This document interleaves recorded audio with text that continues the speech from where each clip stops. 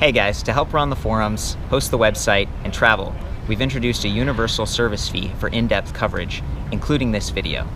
My goal is to be unbiased and transparent. It's a privilege to serve you. This is not an endorsement. Let's get into it.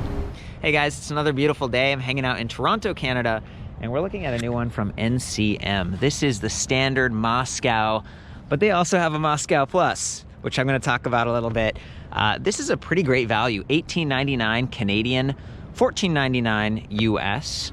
It's got that center semi-integrated battery, keeping that weight low and pretty evenly distributed. It is hub motor driven, so this is a planetary geared 500 watt nominal hub motor, up to 80 Newton meters of torque.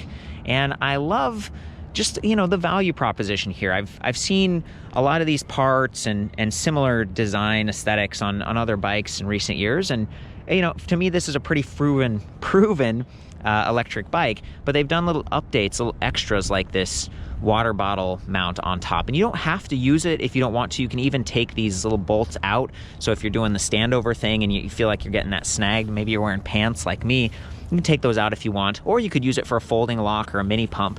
They've even got rack bosses here at the back, so you can set this up with a little bit of a cargo adapter, and then you could use it for commuting purposes or whatever. It is sort of a hardtail mountain bike.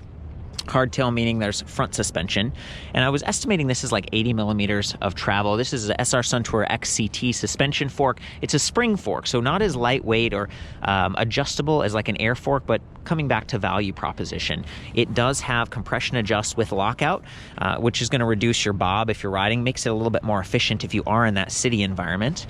And then we've got preload adjust here, so you can preload those springs if you're someone who weighs a little bit more, or maybe you've got the rear rack. 275.5 maximum weight capacity on this, which is quite good. That's pretty good. A lot of electric bikes are like 250. Some of them I've seen 300. So for this one to be 275.5, definitely appreciate that. And it does have disc brakes, but they're mechanical.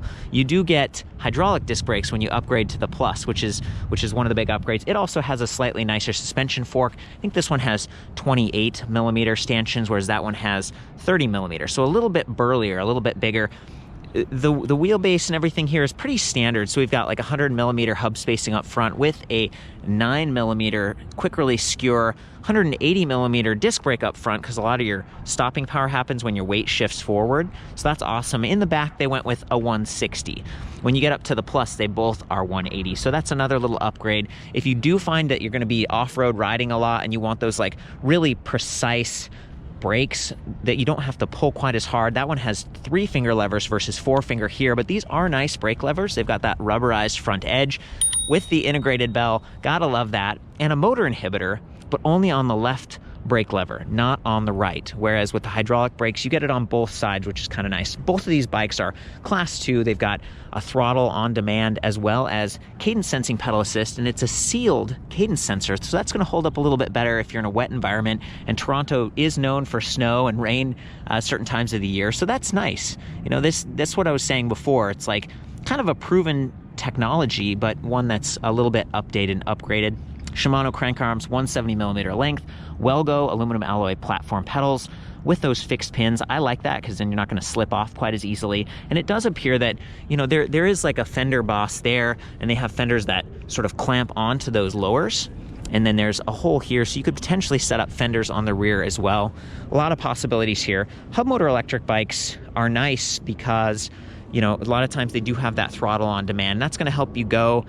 Maybe you just want to take a break or use this to scoot around town, but they also don't interfere as much with the drivetrain as like a mid-drive. So they're not necessarily as efficient, but you get the value, you get the throttle on demand. And in this case, the drivetrain's pretty nice. You know, we've got 3 rings up front, 48, 38, and 28.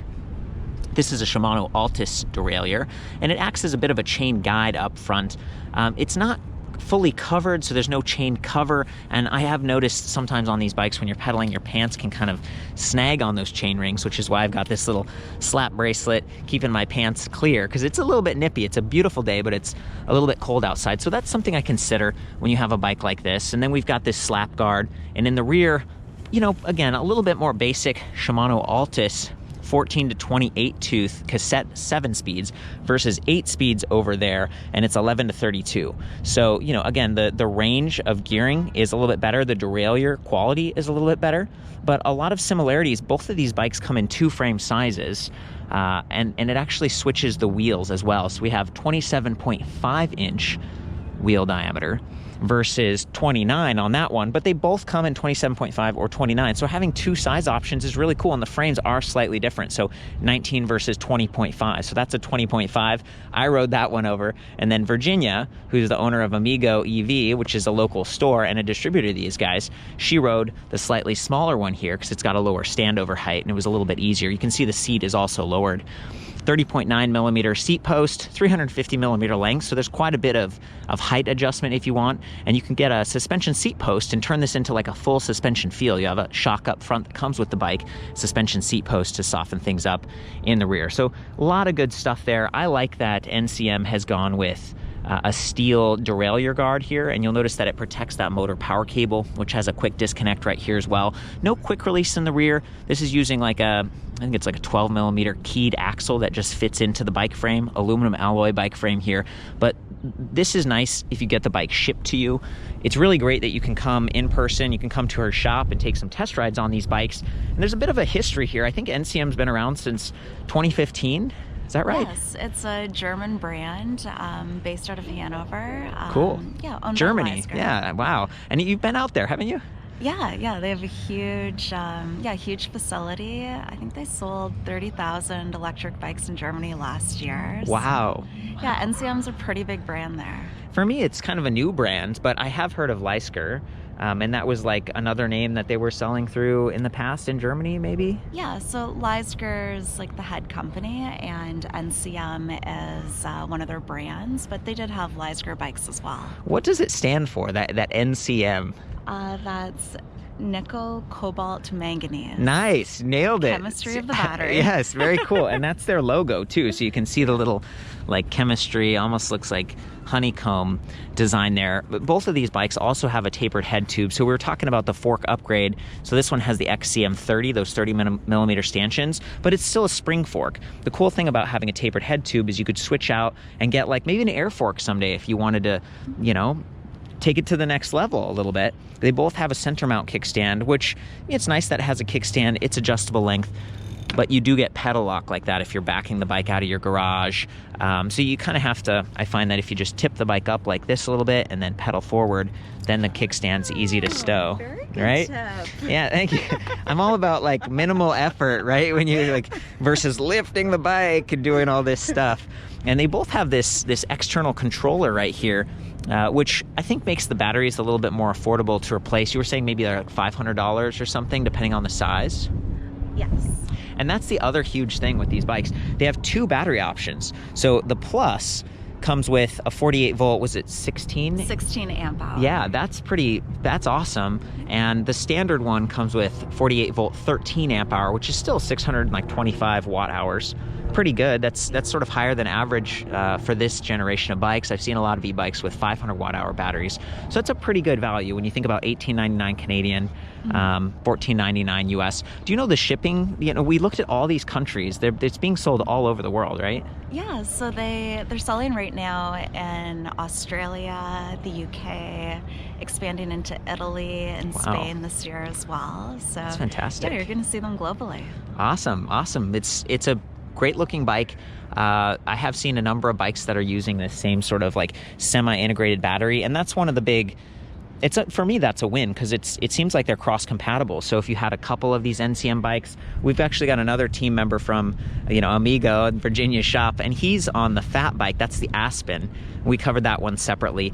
It only comes with like the mechanical brake setup, the 180 millimeter runner front, 160 in the rear, 500 watt motor, but it's fat bike. So let's say you got one of those and one of these, you could use the battery, you could kind of swap them in between. And this battery is really cool. Will you come take the battery off with me real quick, Virginia? I like to show this, and sometimes it's tricky with my hands on the camera. You got it. Unlock it. We got a little friend. Oh, hey, cutie. somebody's interested in the e-bikes. He's like, can you take me home on a little ride? Yeah, so you just twist the key, release here. Beautiful. There we go. Yes. 14 volts, 13 amp hours. And I love that, you know, this battery does have that handle on the other side for carrying it. It's got an aluminum alloy case. There's the charging port. It can be charged on or off the bike. And in cold environments, it's kind of a good idea to store that in a cool, dry location, not extremely cold, not extremely hot. That's going to maximize the lifespan of those lithium-ion batteries. The charger's back over there. I'll show it in a second, but it's 2 amp, 1.5 pounds, fairly lightweight. Not the fastest charger in the world when you consider the 48-volt, 16 amp hour battery. It might take a little longer to fill it, but you know, we're coming back to that value. I also noticed that if you haven't used the battery for a while, or the bike, you can't turn the display on unless you've pressed this power button first and kind of primed the battery. But thankfully it's at the top, so you can kind of reach down. You don't have to get off the bike. The key, that's up high, so you're not reaching really low, but you do have to reach down for that charging port. About 9.2 pounds for these batteries, both of them. Both the higher capacity and lower capacity packs weigh about the same, which to me was amazing. And then this is 57.5 pound bike versus 56.1 pounds. It's actually lighter weight for the high capacity battery and the fancier setup. I think the derailleur is a little lighter, the suspension fork is a little bit lighter. It's an interesting trade-off. So this one's about $400 more. So like that would be, what is it, $24.99? Is that right? No, $23.99. $23.99. Canadian. Canadian. $18.99 USD. So yeah, $400 and you get some of those nice little upgrades. But for someone who might be like a student or someone who's maybe not doing as much off-road riding, thank you, Virginia. You know, this is a great value option for me. And I've noticed, you know, it's got like 13 gauge spokes, really nice Schwalbe tires. So these are the Smart Sams. They have the Addix compound. It's like a high quality rubber, and then performance. To me, this is a nicer, that's like a little upgrade that's important because your tires, you don't want to get flats and stuff like that. And then nice hydroform tubing, pretty stylish. Some of the cables are internally routed, not all of them.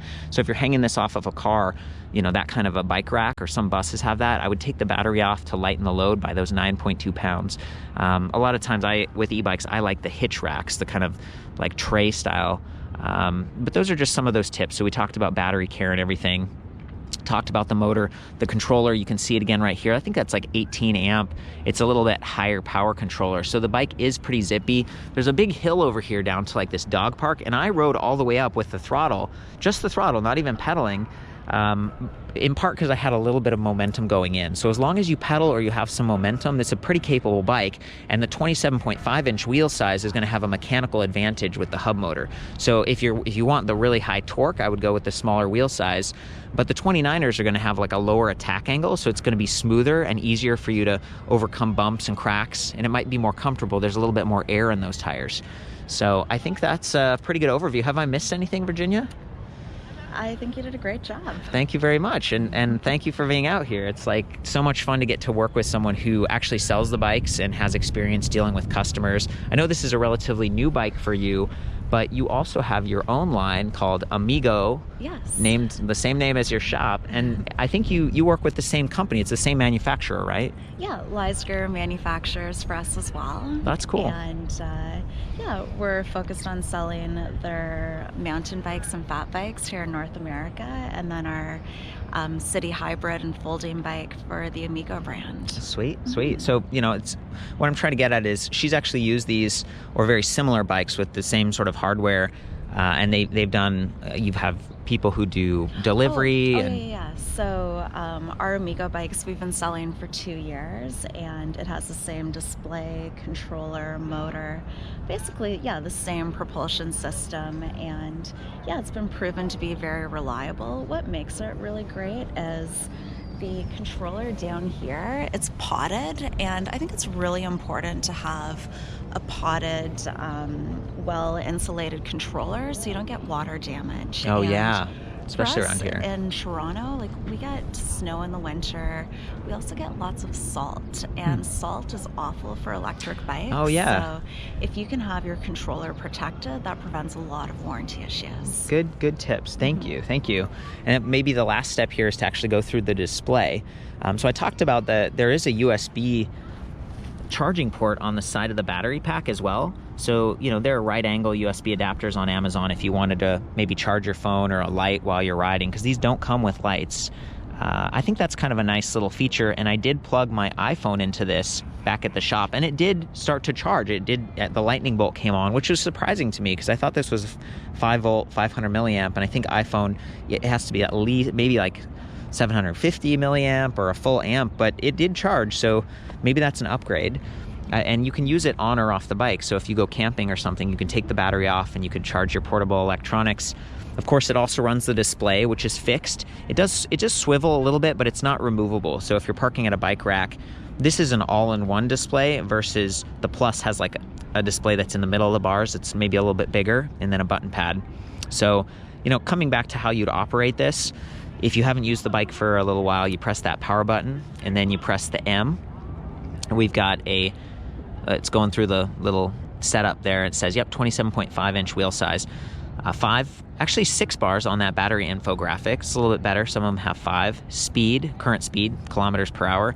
Assist level, it starts in 1, but you can actually go down to 0, and the throttle still works. So this is like a really nice setup that way. Sometimes I like going to 0 because then I don't have to worry about my feet and accidentally triggering the motor with pedal assist. But there are 6 levels, which is nice. So pretty fine increments, and you can go all the way around. So if I press plus again, it goes all the way back down to 0, but you can't go backwards on this display. You can on the Plus. Just kind of interesting. I consider this a little bit more advanced setup because from the second that the bike is on, that throttle is hot. So if you're getting on the bike and you press the throttle, so you can get out of control a little bit, and it's not like the world's biggest accident, but just keep an eye on that. I like the throttle position. It's fairly reachable. We've got these Velo ergonomic grips, and they're locking. So they've got this little bolt in the end, so they're not going to twist on you. We've got trigger shifters on the left and right that match with this nice little window. Only one way on the high lever, but multi-shift on the low lever. So it's a fairly nice setup. Even though we've just got Altus components down there, they didn't go turny, which is the very lowest. This is one step up from that, so that's nice. So back to the display. If we hold the plus button for a couple seconds, it turns on backlighting. Can't really see it because it's so bright right now. If we hold minus, we get walk mode happening. And then M will cycle through some of the other readouts. So we've got, like trip distance and total distance. We've got a timer. We've got max speed.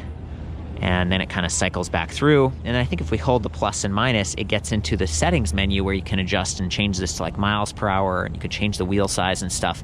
There is a password for that. Do you remember the password? 8018.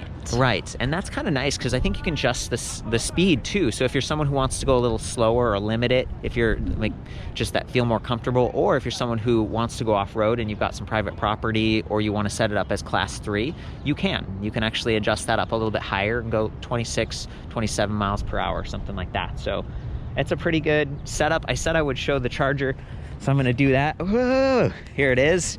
We got the guide, comes with a little toolkit. And then the charger, really compact, proven. I've seen that kind of charger before, and they work just fine. Not the fastest, but pretty reliable and pretty industry standard. So yeah, coming back to the Plus, this is what the other display looks like, and it's got this kind of bell because these are nicer hydraulic brakes with both having motor inhibitors, which is kind of a nice upgrade. Coming back to a little bit more precision, nicer saddle. Those are some of the things you're getting for the $400 difference. Should we go out and take this for a ride? Let's do it. Sweet, I'm gonna hop on. Okay guys, I'm getting ready for the test ride. I raised that saddle height a little bit. I'm just gonna stow the kickstand. And oh boy, I don't know what this is. We found this like sandcastle area, this big dirt pile. And I thought it'd be fun to cruise around since we're on a mountain bike. Got that comfortable suspension fork there. A nice little bit of give. I'm gonna do the throttle here, right?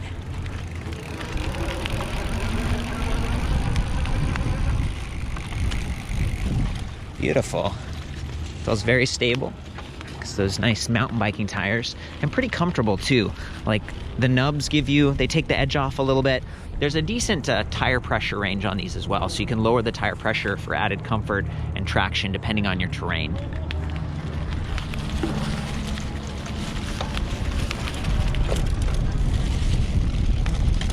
Oh boy. Back up the hill. No problem. These bikes are fun. It's cool to have a throttle for, certain applications, but there are some jurisdictions where either it's not allowed, or if you turn up the speed you want to go class 3, sometimes the throttle's not allowed. So I like that there's a quick disconnect right here. You can remove that very easily, and it's just so sleek. You know, they got that on there even with the triggers, and then the brakes. Sometimes this gets pretty crowded, and other designs, if it's like a half twist, it can interfere with like your gripping and handling of the bike.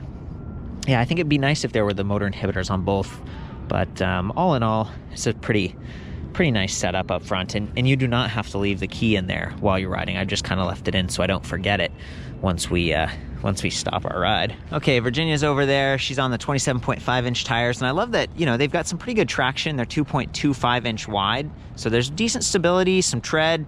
This isn't exactly mountain biking, but it's a good example of that comfort, and also with the suspension fork.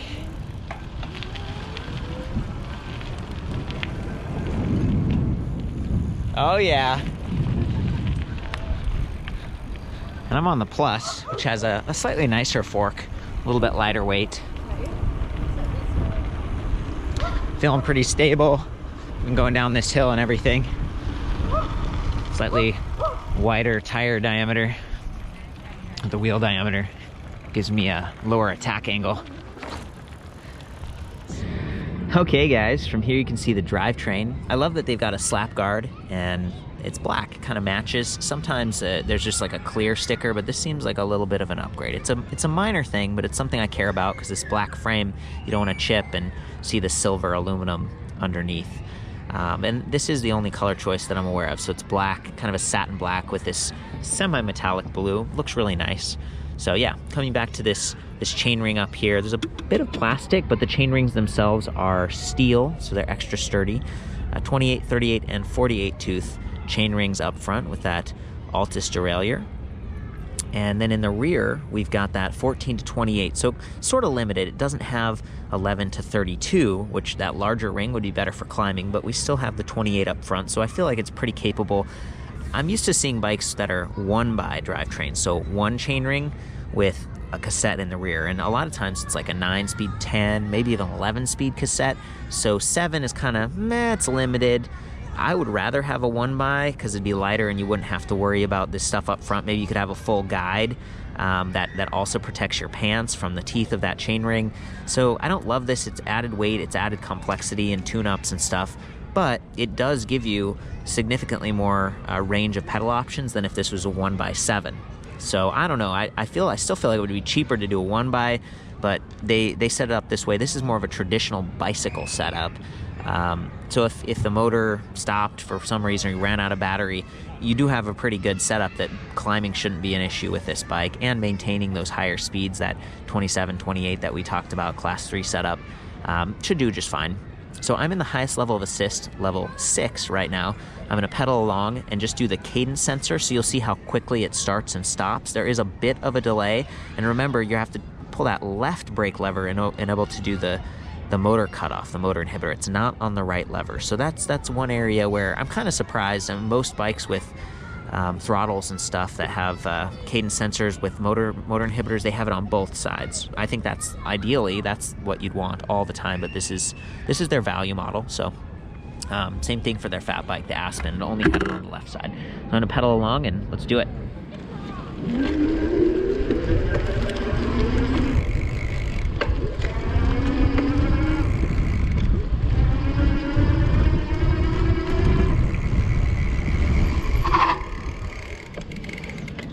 Nice.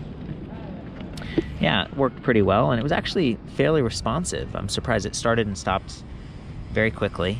This time I'm going to do the throttle, and yeah, the throttle does offer full power whether you're in 0 or level 6, so that's nice. It's a good override.